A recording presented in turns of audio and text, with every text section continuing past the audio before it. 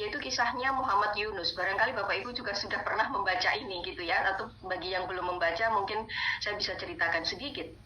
Pada tahun 70-an yang lalu itu ada sosok namanya Muhammad Yunus yang berasal dari Bangladesh gitu ya. Sebetulnya beliau itu bergerak atas dasar keprihatinan melihat perempuan-perempuan yang ada di Bangladesh, khususnya di daerahnya pada waktu itu tuh sangat-sangat perlu dibantu. Sehingga pada waktu itu beliau itu meminjamkan sekitar $27 gitu ya kepada 42 perempuan. Dan kemudian kalau Bapak Ibu membaca sekarang itu tuh gerakan ini menjadi Grameen Bank.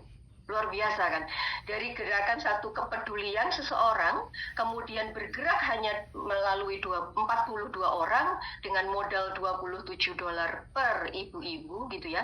Kemudian mereka bisa berubah menjadi sesuatu yang sangat besar gitu.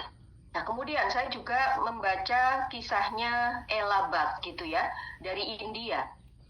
Hampir sama, itu sekitar tahun 70-an juga. Ada gerakan self-employed Women Association atau SEWA gitu ya, yang sukses di India.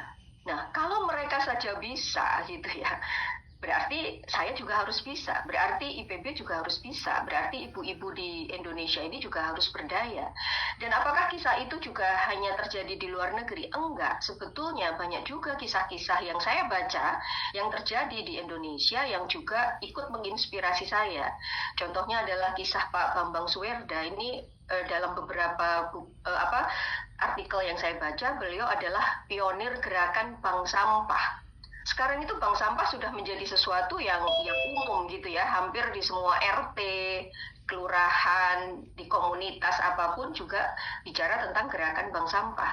Tetapi kita bisa membayangkan nggak pada waktu itu ada seseorang, ada sekelompok ibu-ibu yang peduli gitu ya, yang prihatin, bukan peduli sebetulnya, yang prihatin dengan adanya sampah di lingkungan rumah tangganya, kemudian mereka bersama-sama ingin mengelola itu tanpa dibayar kan gitu ya. Kemudian muncullah gerakan bank sampah Gemah Ripah di Bantul tahun 2008 dan saat ini sudah menjadi sesuatu yang common gitu ya, yang umum.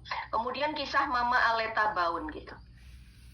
Beliau itu tidak ngomong apa-apa, tidak teriak-teriak, tidak bikin spanduk karena waktu itu di daerahnya itu terancam penambangan liar. Ada perusahaan tambang yang di situ sehingga mereka berpikir ini akan merusak hutan. Lalu membuat kain itu di hutan. Dia menduduki di daerah perusahaan tambang tersebut.